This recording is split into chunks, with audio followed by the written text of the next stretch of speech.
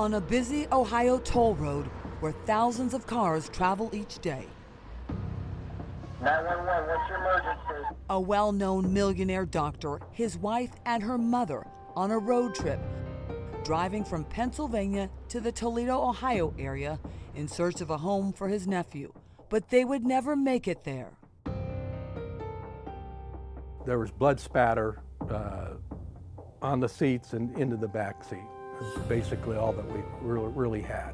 Troopers not responding to a pileup on the road, but something else on that Friday the 13th. They witnessed a horrid crime, and the heartbreak and the shock and everything. Tragedy on the Turnpike. But was this a random act of violence, or was a popular urologist who emigrated from India, devoted his life to medicine, and known to carry large amounts of cash, targeted? It was a career case, I guess you would say, or people refer to it as. You'll probably never forget it. It was breaking news, and it was big. I'm Tiffani Tucker. You're listening to Dark Side of the Land.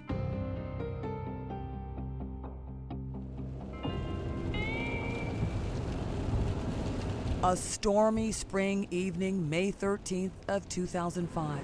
Cars and semi-trucks traveling up and down the Ohio Turnpike. The posted speed limit, 65 miles an hour. But on that day, in the North Royalton stretch of the toll road about 17 miles south of Cleveland, Ohio, a brazen, unthinkable crime. Okay, I have informed OSP about the gunshot wound. The officer is on his way. It was a robbery. It was a robbery? A robbery and cold-blooded murder.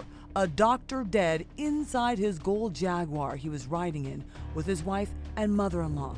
The Turnpike turned into a crime scene, and the suspect managed to drive away, blending into the thousands of other cars out on that busy road. Where were you? What were you doing when you got the call? I was home, just getting some dinner ready. It was probably about 6:30.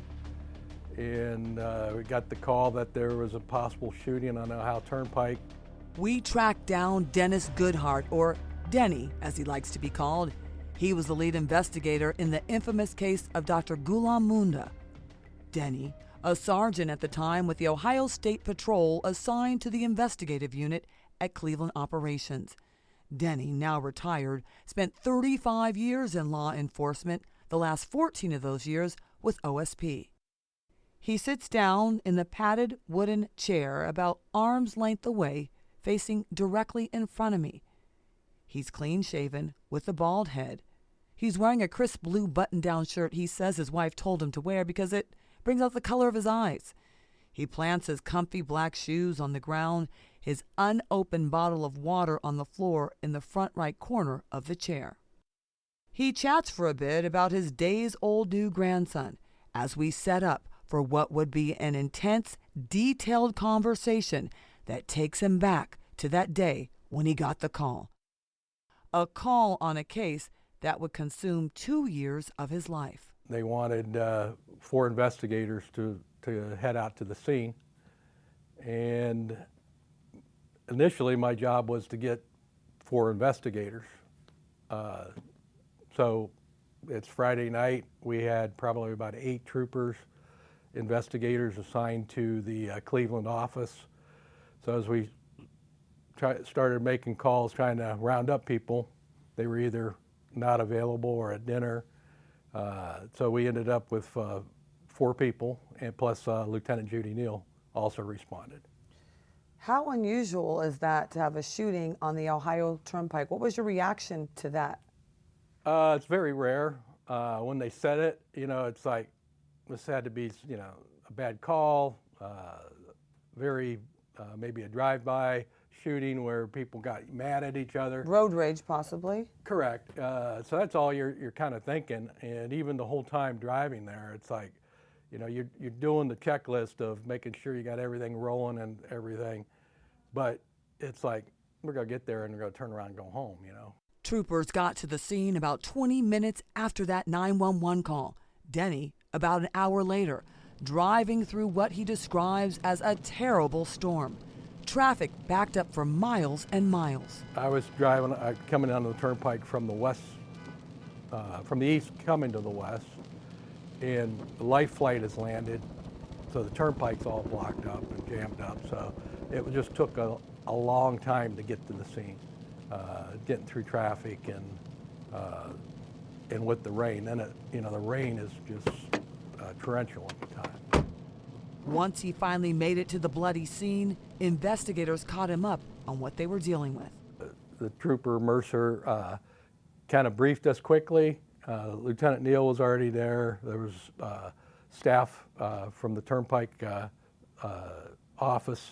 Staff lieutenant was there, and a couple of the troopers that I had called made it to the scene before I did. When he briefed you, what did he say? Just said, she said the wife is there, she had blood on her, said that they pulled over to exchange drivers. She wasn't feeling well, and when they pulled off, a gentleman came up, he had a mask on, and demanded Dr. Moonda's wallet, which he gave him, and then he shot him. She gave us a bad description, gave us a bad, well, at that time, the description of the car, said it was a minivan. A black minivan. Black minivan. And very vague description on the shooter, who was a very short gentleman. And I'm like, well, what race was he? And she goes, yeah, she couldn't tell you. And I think I said at the time, that's odd. I said, she didn't see anything with his skin color. Were they crying? Were they, what was their demeanor? Mom was kind of just in shock, I think. Now she's in the back seat. She's got blood spatter on her. Dr. Moonda was sitting directly in front of her. Dead? Now, yeah. Well, he was gone already, or he was into the wagon, or the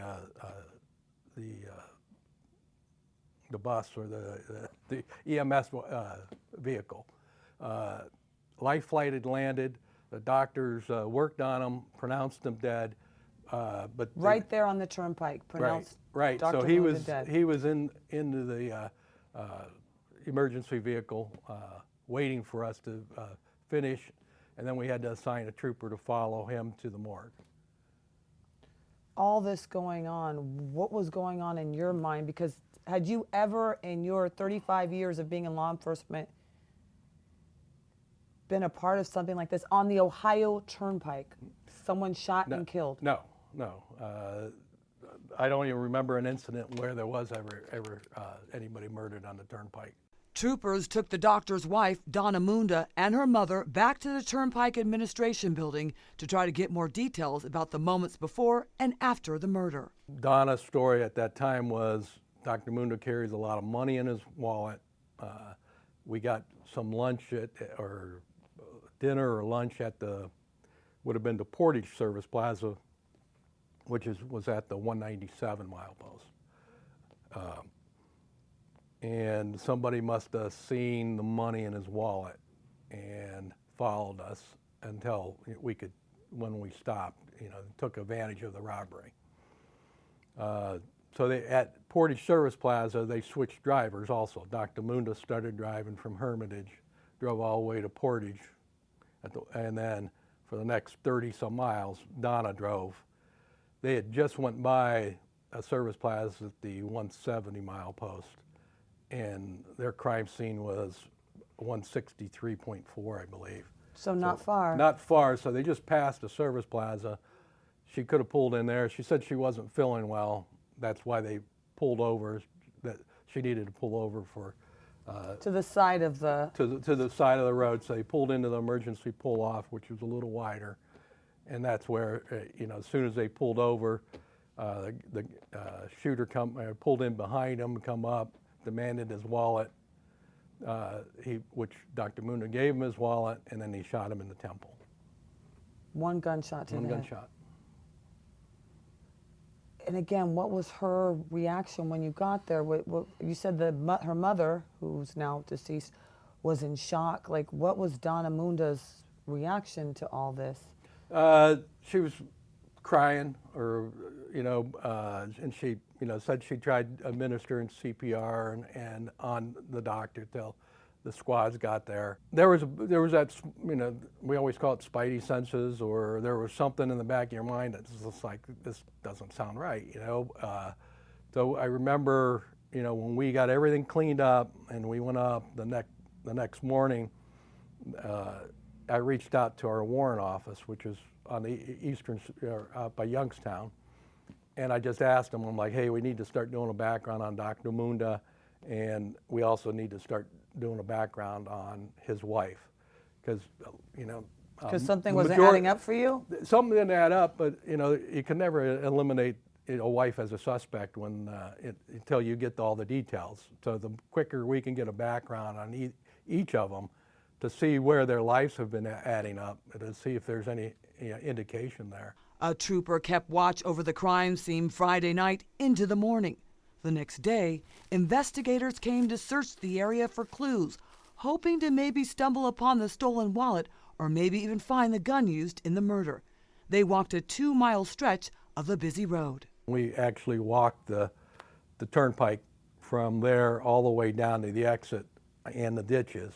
We brought the car back to our headquarters. Which is the next day? The next day, we got search warrants for the car. Our crime lab came up. They were processing the car. Investigators looking for blood spatter patterns. There was blood on the seats, including the back seat where Donna Moonda's mother was sitting. But it was kind of the trajectory of where the shooter was, outside the car. Less than 24 hours after Dr. Moonda was shot and killed, an interesting call that, as Denny would say, started putting some of the pieces of the prominent doctor's death into focus. Saturday, we got a call from the Attorney General's office, the medical review. 2 investigators called, said, hey, we just charged Donna Moonda with fentanyl theft. So she was a nurse anesthetist in Sharon Regional Hospital. She got caught, according to them, this was her 3rd time. Dr. Moonda kind of got her out of the 2 prior ones, but she had an addiction to fentanyl. So she was basically stealing the patient's fentanyl, is what they're saying, after surgery. So they finally charged her on the 3rd one. And part of her sentencing was that she needed to attend drug rehabilitation. Well, because they're a prominent family in Hermitage, she went to Aliquippa, PA, which is southwest of Pittsburgh, into drug rehab down there, so nobody would recognize her. It was basically was the explanation that we got. So was that a red flag for you? No, well, the addiction to fentanyl definitely was. That definitely, and then as we were doing interviews, they were talking about the marriage wasn't great. Dr. Moonda was 69, she was 48. What do you mean the marriage wasn't great? Tell me more about that. There was divorce talked about it. She didn't say anything about it, but other doctors that we've interviewed and everything kind of threw that in there, that marital problem. Marital problems. She's addicted to fentanyl. But was being hooked on fentanyl and having marital problems enough to make the doctor's wife a suspect? Dr. Moonda was loved by the whole community over there. Everybody knew Gulam Moonda. If you mentioned his name, he's very benevolent to the community, gave back a lot. Like I said, he brought his nephew over when he was 14 from India and put him through college, medical school, and pretty much treated him like a son. And then Donna was the nurse anesthetist, and they were prominent in the area. How did they meet? Through nursing school. Dr. Moonda taught at the nursing school and met Donna then. And then as they dated, he actually paid for her, according to what the doctors told us, he paid for her nurse anesthetist training. And when they got married, you heard he could be controlling from her, and that side, and then you heard the other side that she was unhappy. While Denny and other investigators interviewed people who knew the couple, they tried to track down any surveillance video that may have captured Dr. Moonda's killer on the Turnpike that rainy Friday night. But they ran into a problem. At that time, we had very limited surveillance cameras on the Turnpike.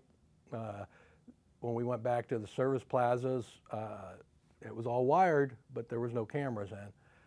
So they didn't have any cameras to capture anybody coming in and out of the service plaza? No, because that was the story, was that the shooter must have saw Dr. Moonda, flashing his money and everything. So at that time, we went back and look for video. And the main thing we had for video was all the cameras that the restaurants had was on the cash box to prevent employee theft. So there were no cameras working, no working cameras. They didn't exist. We had no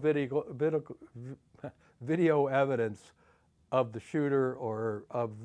We've got them coming in, and there might be Dr. Moonda's hand in his wallet where he's paying for the food. Just at the cash register, but not his face, not anything. No. How frustrating was that for you? Oh, it's very frustrating because, nowadays it's so prevalent with, 20 years later, everybody has some type of surveillance camera, ring camera. That's one of the things we, always teach everybody, that you got to, start canvassing the area for video and asking for video. No video, no witnesses to the crime other than Dr. Moonda's wife and her mother. On Tuesday, now 4 days after the Turnpike shooting, Ohio investigators made the hour-and-a-half trip out of state to Dr. Moonda's office in Pennsylvania. They wanted to talk with his employees and other doctors who knew him well. Donna worked there part-time. When Donna and her family came into the office and, leaning on the counter, act like she was just emotionally upset. She was just like hard walking, like she was just traumatized and can barely walk and, crying, emotionally distraught. And then we talked to her brother-in-law, and he was just saying she's having a hard time with this, and that's when they talked about they wanted to, do a news story. So you encouraged her to do an interview? Sure. Everybody was trying to get that interview. Catherine Bosley was a reporter for 19 Action News in Cleveland at the time of Dr. Moonda's murder. There are 3 markets that were really interested in this story. Pittsburgh, of course, because we're over in Pennsylvania. Youngstown, which is right in the middle. And of course, here in the Cleveland market, because it happened pretty much in the Cleveland market.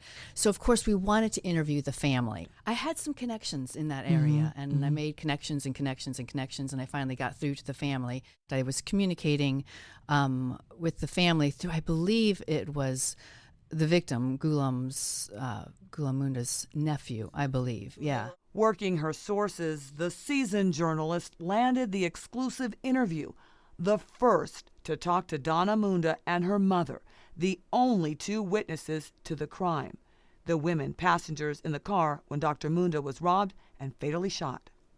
Catherine came to the news station in downtown Cleveland, where she filed her exclusive report more than 19 years ago. She walked in, wearing a brightly colored fuchsia dress, and sat down at the podcast table that's on the other side of the glass wall that's connected to the television station lobby. My strategy was to let her talk. But the second objective of this interview was to see if anything that she would say would be something that if someone saw it on TV would help flesh out the perpetrator. Yeah. Maybe bring something to mind of someone who thinks maybe now they know. Jog their memory a little bit. Right, that there might be information out there that she had to say that would do something for someone that would make them think, wait, I think I know. So, yeah, so it was a really important interview. Jog their memory a little bit. I remember pulling up to the house, and it's pretty much a mansion in the middle of a rural area in Pennsylvania. It really stands out, pulling up to the house and being pretty nervous about this.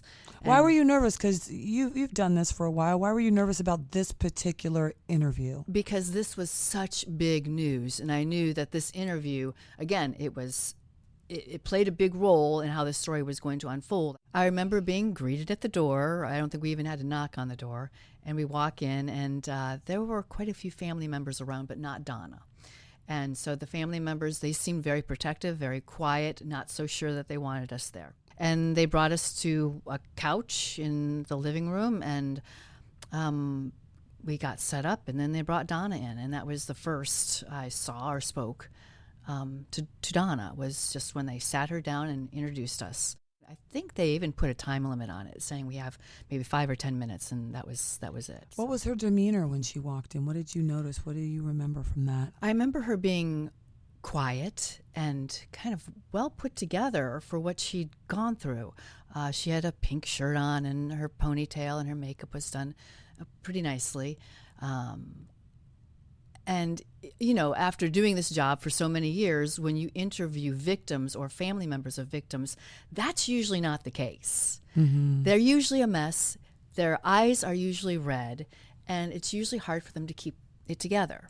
I believe her mom came in around the same time as her, or maybe a little bit earlier. Her mom was very quiet and really didn't make eye contact. The two women sat on the couch. Catherine sat across from them.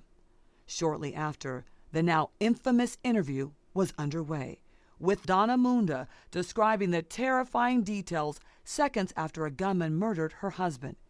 Here's a portion of that 2005 interview. There was so much blood. Blood was everywhere. He always helped so many people, and I just couldn't help him when he needed my help. Moonda, holding a crumpled tissue in her right hand, wiping her eyes and nose as she continued to describe what happened. And as I was getting out and he was getting out, I'll never forget the voice. It was such a very hateful, mean, horrendous voice, and I just heard him say, "Give me your wallet." The last words that my husband said to me was, "Give me my wallet," because I had it in my purse. And the look on his face was sheer terror. But it wasn't so much what the widow was saying that stood out to Catherine. What really struck me is that she seemed to cry often. But what do you mean cry often? Act as if she was crying. No tears coming down her face? There were no tears. There was no snot. There was nothing that what we do physically when we cry happening. She would make her voice go up, and she would go into maybe a bit of a screech as much as you can act that you're crying. And the first time that happened, I thought, okay, well, you know, maybe she's just run out of tears at this point, and, you know, and she's just trying to hold things back. And then it happened a couple more times after that. And it just wasn't looking. Do you think that was odd? Right. I thought that was very odd. And the photographer that I was with thought so too. After we left, we discussed that.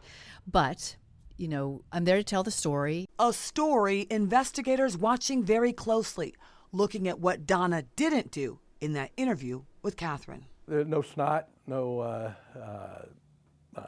drainage or anything like that. You know, it was fake. It appeared to be fake crying when she's doing the interview. I mean, when you cry, how many tissues you go through when you cry? You know, when you're emotionally upset.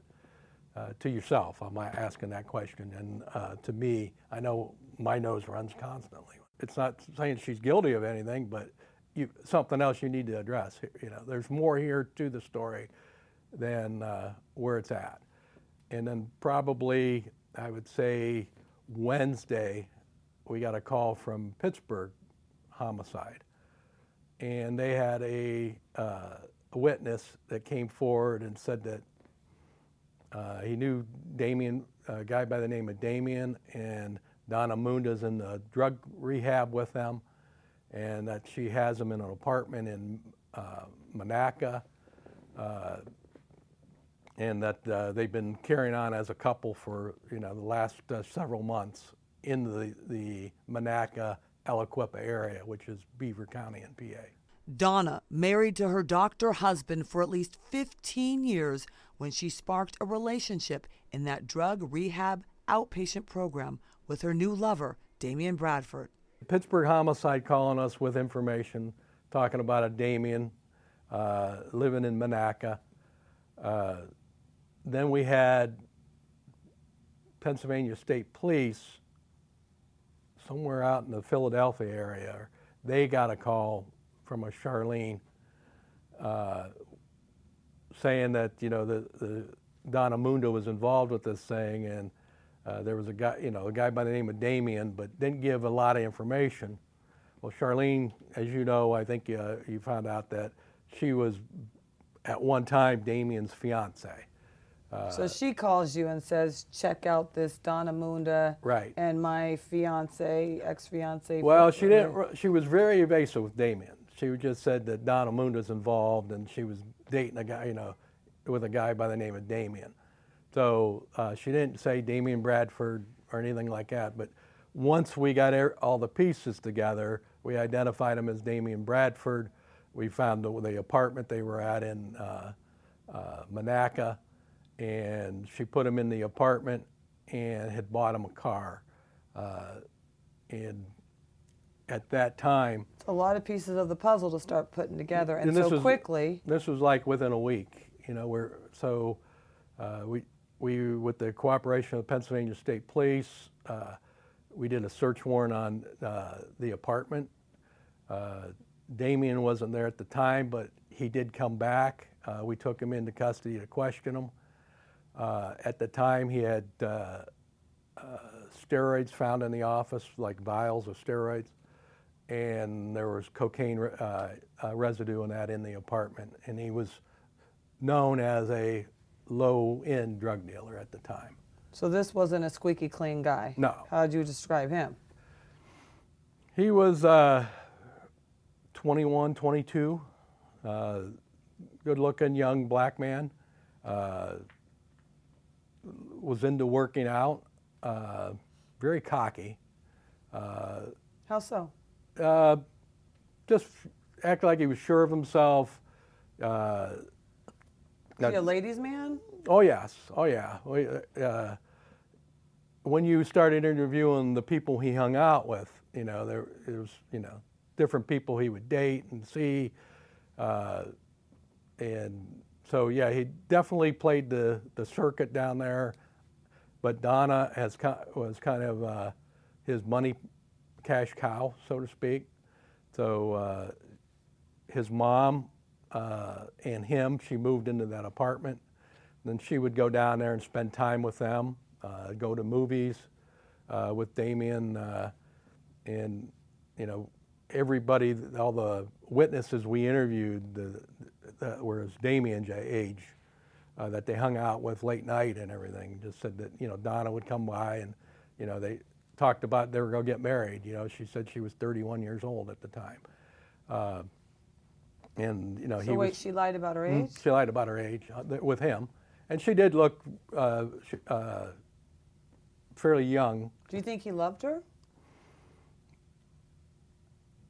I don't know. I think he, you know, at 21, 22, you're very impressionable. So. Do you think she loved him? No, I think she was playing him. She was, you know, once we learned that Damien told us that the steroids we found in his apartment came from Dr. Moonda's office, that Donna was stealing them out of there and injecting them with the testosterone because he was into working out. Bodybuilding. To us, it's kind of creating your own little monster. You know, you're giving them that extra testosterone where you don't need it when you're 22 years old. You know, so there's a lot of things you can speculate in your mind. You know, we never confirmed it, but it's just like she was shooting them up with the steroids, telling them that, you know, they're going to get married, they'll, you know, have all this money. This is what he's telling you. This is what he's telling us. But at the time, you know, we took him, we interviewed him. He denied, you know, his mom told one of the Pennsylvania troopers that he had a gun. She told him to get rid of it, and didn't know if he did. When we asked him about it, he said, "Oh, that's a BB gun, and my mom doesn't know what she's talking about." Did you ask him, did you say, Damien, did you shoot and kill Dr. Moonda? Yes, and he denied it. We asked him specifically, and then I explained, we talked the whole scenario around, and he went into what we call a defensive mode. He backed away, crossed his arms, and didn't want to talk anymore. He didn't have an attorney at the time. He did not. And why don't you think he wanted to talk anymore? Because he knew he was into more trouble than what he thought he could talk his way out of. And what were you thinking at this time when you're getting all these pieces of the puzzle? Friday's the murder. Right. On the Turnpike. Saturday, you're learning more information. Every day, it seems like you're learning more and more about the pieces of this puzzle that are forming. So where are we at this point? I was pretty confident we had the right shooter, the right person. Investigators confident Damien Bradford shot and killed Dr. Moonda, but they had to prove it. They kept him in custody for the next 6 months for the steroids and cocaine residue they found in the apartment Donna got him. The same day they brought Donna in for questioning, accusing her of being involved with her husband's murder, but she wasn't talking and lawyered up. So when they locked him up, then we started doing the tracking of, where was he, who was he with, and then that's where the cell phone records all came in, because he had 2 phones, Donna had 2 phones. So that they could communicate together. Yeah, back then Sprint's had the friends and family plan or whatever, so she got them that where their calls were free to each other. So they had a Sprint line, and then they had their own personal lines. So there was texts and all the information we were able to gather from that. Those texts, Denny says, proof that Donna and Damien had an intimate relationship. But did the 2 lovers plot together to kill Dr. Moonda, or did Damien, who investigators believe was the shooter, act alone? What did the texts say?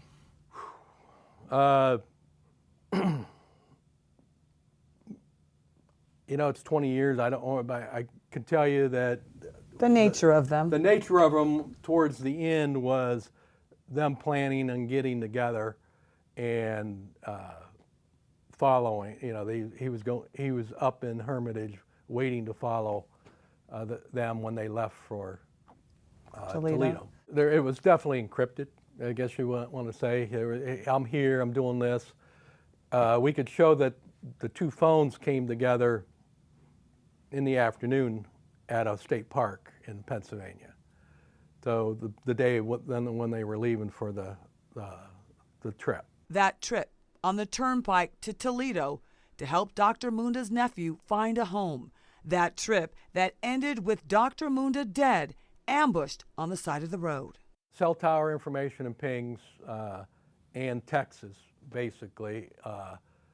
And you can show Damien was down in El Equipa, Donna was in Hermitage. They came down. They met at a state park outside of Newcastle, Pennsylvania. How soon before the murder? My recollection, it was around noon, 1 o'clock. So hours before, like 5 hours before? Yeah, because they left, I think, around 5:30. Okay. And then when they were texting again, when she was like, we're about ready to leave, we're going to leave or whatever, he's up in Hermitage. So the cell tower let you know that he was following them. He's there, and we could follow him all the way from Hermitage onto the Turnpike, and he turned his phone off at the Portage Service Plaza, 197. Why do you think he did that? Because he knew they switched drivers, so he knows it's about, it's going to happen here soon. Because it was all on when she pulled over.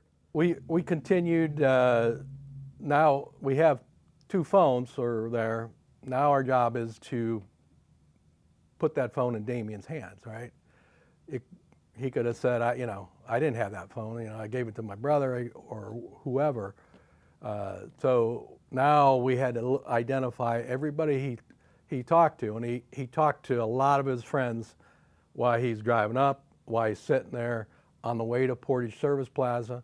And then as soon as he got back to that same area, he turned his phone on and he blew the phone up all the way back into Monaca. He was on the phone with different people. So we had to identify every phone number, and we had to go out and contact those people and say, did you get a call from Damien? And we basically were putting the phone in his hand. When was he texting Donna, like right before it happened? When was the last text up were they met in the park? You said hours before. When were they texting? Was she texting him during the drive when she wasn't driving? No, I don't believe there was any texts from her once they started left the park? drive. Well, once they left, she said I think there was a text that she was ready to leave. Meanwhile, investigators circle back to try to get more info from Charlene, Damien's fiance, about his relationship with Donna. So she was very hostile towards us when we're trying to, because now we have Damien locked up and Donna's walking around, not in custody or anything yet. So she was very, very upset with that. Was she cooperating with you guys? No, she gave us bits and pieces, but not a lot. What were those bits and pieces? It was basically confirming that Damien's been hanging around with her, that she put him up in that the apartment, and that they've been hanging out for the last few months together. Donna and Damien weren't revealing anything, but investigators say a motive to the heinous crime was starting to unravel. Around Thanksgiving 2005, Damien is released from jail on those steroid and drug charges. State police got a search warrant to wiretap Donna Moonda's phone. Denny says Damien gave his lover a call saying, "We need to talk." The two were supposed to meet, but Denny says Donna never showed up, and that's when her phone went silent. A few months later, towards the beginning of 2006, Damien Bradford is officially charged with interstate stalking and the murder of Dr. Gulam Moonda. He negotiates a plea deal with investigators in exchange for a lighter sentence of 20 years behind bars if he agrees to testify against his lover, Donna Moonda. It looked like she was very unhappy in her marriage. She manipulated Damien into believing that they're going to have this life hereafter together, and convinced him that if he killed him, Dr. Moonda, that once they get cleared or once it's over with, they would get married. Damien gave investigators specific details, saying Donna told him if she divorced her husband, she would only get $1 million. But there was a way the two could get more. That's the story she gave him. So is that that he was worth $5-6 million, and they would share that. Now he's cooperating. He tells us that the original deal was he was supposed to, Dr. Moonda, once a week he would go from his office to the mosque in Youngstown. And he was supposed to follow him from the mosque and shoot him on the way through Youngstown and kill him in Youngstown. And he told us about the whole scenario, and we were able to take his cell information and show that he gave us the route he did, and he followed Dr. Moonda from the mosque all the way through Youngstown, back out to Hermitage, and followed him to his office, and he could not. He never shot him. Did he say why? He just said I couldn't do it. Okay. And he goes, I called her, and he went to Dr. Moonda's house then. That was down in Hermitage. She talked, he went over there to meet with Donna, and she goes, "We'll kill him here in the house." And he goes, "We can't kill him here in the house." So they backed out of that, and that's when the story they created or came up with that they're going to be traveling to. So this was her idea? Mm-hmm. Who's responsible for all this? Donna Moonda. What responsibility does Damien Bradford have in it? Damien Bradford he was an arrogant kid, misled, coming from Aliquip area with not much in his name and being flashed with all this money. You can see, how he could be easily convinced, but to pull a trigger on somebody, that's even harder. But, he was, he did it, and he admitted to it. He's just said, it was all on Donna when they switched drivers. She was going to fake that she got sick and we'll make it look like a robbery. Making it look like a robbery, he did take his wallet. We did find, or he threw that out. We knew he made the round trip because he threw it out on his way. But investigators would later learn Damien didn't take Dr. Moonda's $10,000 pen or his $50,000 watch during that robbery.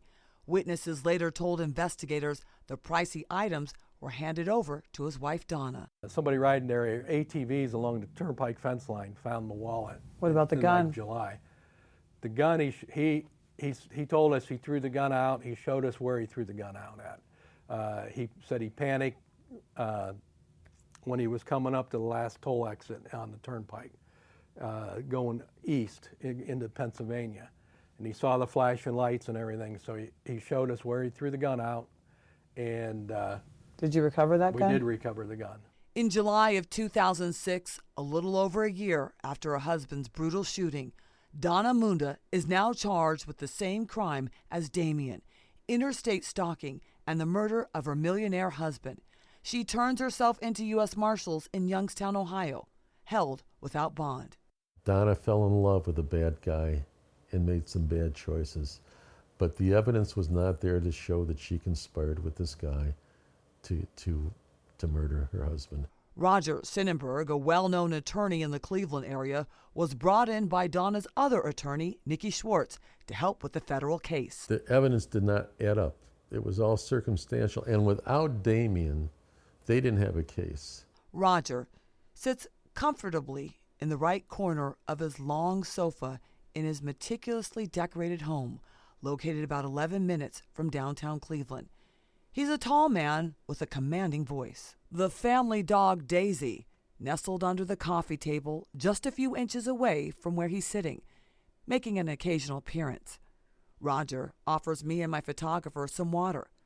We chat several minutes before he officially dives right into the interview. One of his most memorable cases, and the client he describes as a woman who fell for a younger man who took advantage of her. I would describe Donna as very passive. She grew up in a very strong family. She very traditional upbringing. She was a cheerleader in high school, and when she was 18, she went to work in a doctor's office. Over the next several years, Dr. Moonda courted Donna. Donna went to college. Eventually, Donna went into the Case Western Reserve University. She commuted from Pittsburgh to Case to become a nurse anesthetist, and she got her master's in that. She was doing very well in her career and living a life with her husband, but her husband was very controlling, and her world was very small. He was Indian, and their whole social life was based upon his community. And for a long time, she was very fine with that. But eventually, she tired of that. She tired of the restrictions that he would put on her. Restrictions like what? Well, every night when he got home from work, even though she had worked a full day, she had to have his dinner on the table and ready for him to eat it. And then after he was done eating, he'd go take a nap for a couple hours, during which she wasn't allowed to do anything in the house for fear of waking him up. And that was a rigid schedule that she was required to attend to. So eventually, being a nurse anesthetist, the availability to painkillers and the such became an out for her, and she began abusing fentanyl. She didn't have very many friends because at the time she was very embarrassed by having been caught and being placed on restrictions at her job. So she was vulnerable to someone like Damian Bradford, who, unbeknownst to her, was a thug and a thief and a felon and a player. So Donna was really no match to Damian, and it wasn't long before they began an affair. And it wasn't long before he convinced her to buy him a small apartment and a used car and to give him other money that she was able to give him. And this affair carried on for some time, during which they would text sometimes a couple hundred times a day. Couple hundred times a day? It wasn't unusual at all. And it what were the texts about? I love you, baby. I miss my baby. You know, nothing of any great consequence. In fact, the texts we thought were exculpatory in that there was nothing that they could directly look at, which is why it took for a year. It took a year between the time that Damian was originally charged and he was going to trial, during which Donna was just holding pattern. And of course, Donna thought at the time that she would be all right because she didn't participate in this. And she thought when Damian came time to talk, he would exculpate her and tell everybody that she had nothing to do with this. But when it did come time for the federal trial in the spring of 2007, nearly 2 years after Dr. Moonda's murder, Damian did the exact opposite, taking the stand as a star witness for the government, painting the picture that Donna was in on the plan to take out her husband so that the two lovers could be married with his millions. The defense argued Damian's story was a lie. Shortly before they leave, maybe the 25th day text of the day, Donna texts to Damian to say, we're leaving for Toledo now, or words to that effect. So unbeknownst to Donna and unbeknownst to Gulam, they're being followed by Damian, who's carrying a weapon and driving in a car. And they eventually get into Ohio, and they pull over at a rest stop. They get to the rest area, and Gulam says, I'm tired, I want to take a nap. Will you? And Donna drives. So Donna's driving for about 45 minutes out of the rest stop when Gulam awakens from his nap and tells her to pull over in an emergency portion where there's room for pullover on the freeway, on the turnpike, and she does. And as she does, Damian pulls up behind them in his vehicle, gets out, puts a ski mask and gloves and a big black coat on, and comes up to the side of the car and demands that Gulam turn over his cash. And he's in the passenger seat at the time. It was well known to everybody who knew Gulam, and unfortunately something that Donna had shared with Damian during their relationship, that Gulam always carried between $5,000 and $10,000 in cash. He had grown up very poor, and he was enamored by the idea of having this kind of success. So I always thought it was a robbery gone bad, and that Damian either did not intend to shoot Gulam, or did so accidentally, but he shoots Gulam. So at no point do you believe that this was a murder for hire plot? No, it doesn't, that's trying to put a square peg in a round hole.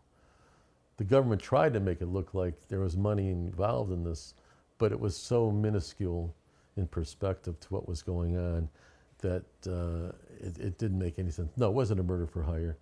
Of course, when Damian testifies later on at the trial, he portrays this as part of the plan, and that they're going to inherit all of Gulam's money and Donna and Damian will live happily ever after. That's the story that Damian presents when he testifies at the trial. And you're saying that's not the truth? Well, no, it's not the truth. So, I mean, he was an incredible liar. He couldn't believe anything this guy said. Donna's attorneys have their own motive for the crime. We learn that Damian's not only texting Donna a couple hundred times a day, but he's texting all these other women with who he's having relationships.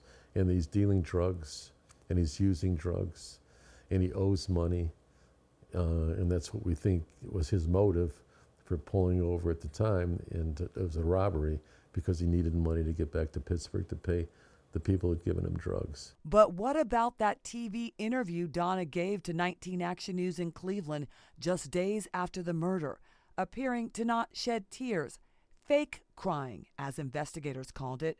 That interview used as evidence shown in federal court to jurors. You know, I thought that she did not look like one would expect the wife of a murdered husband to look. Apparently everybody in the government thought that way. They made it their Exhibit A.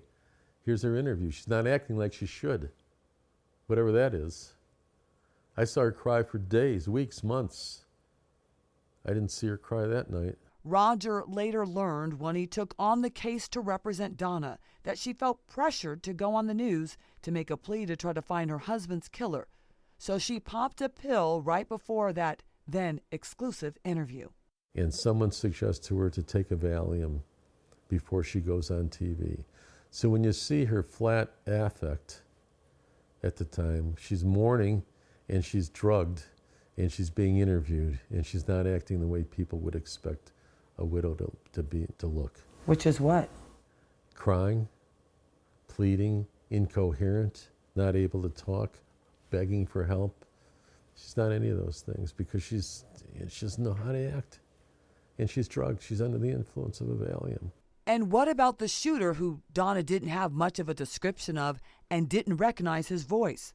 Roger says he wanted jurors to go to the scene of the crime, but the judge didn't allow it.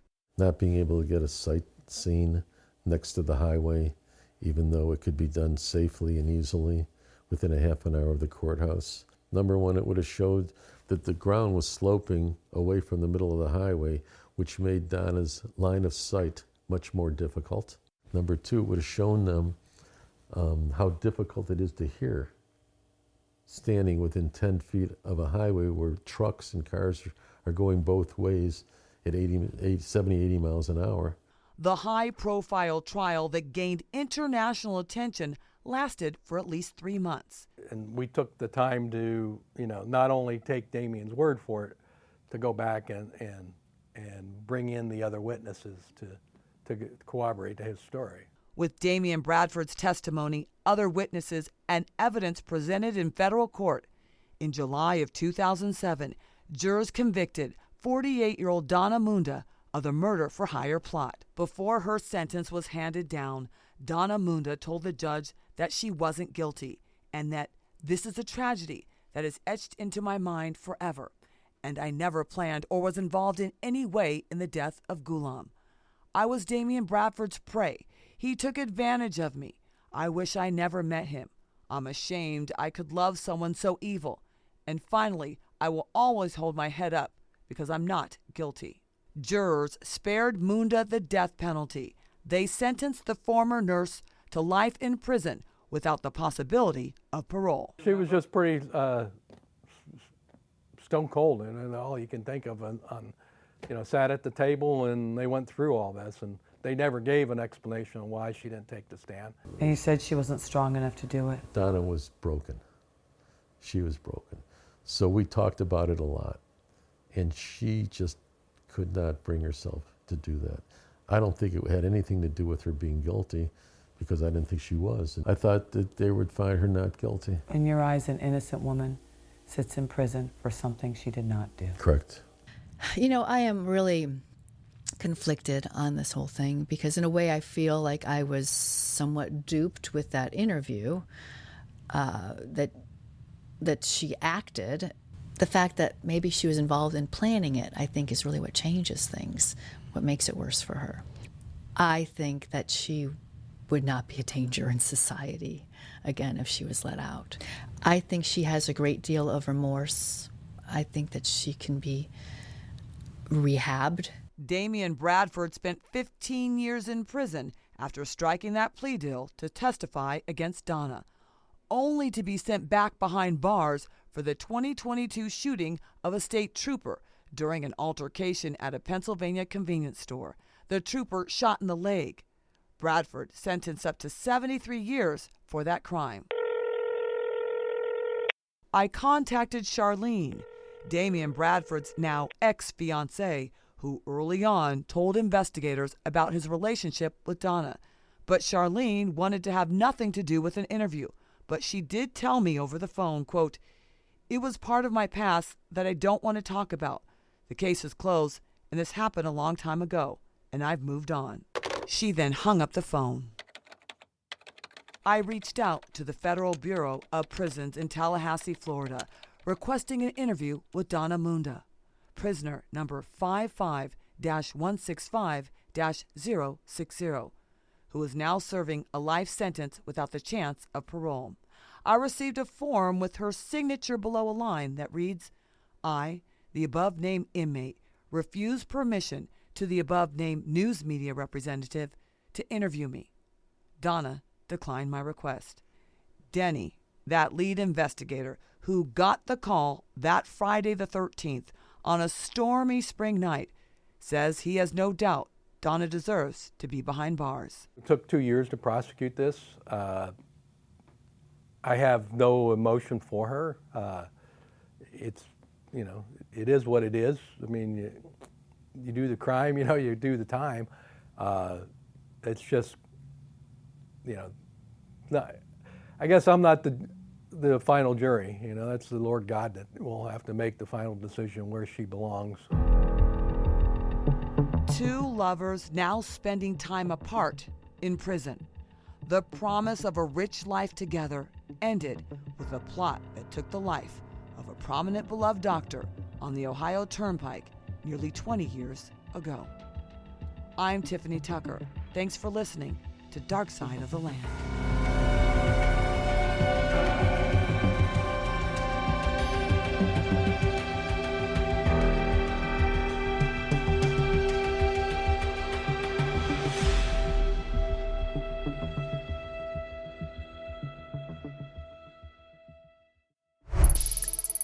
Subscribe now for future episodes and find more Dark Side of the Land and photo galleries related to these cases at cleveland19.com.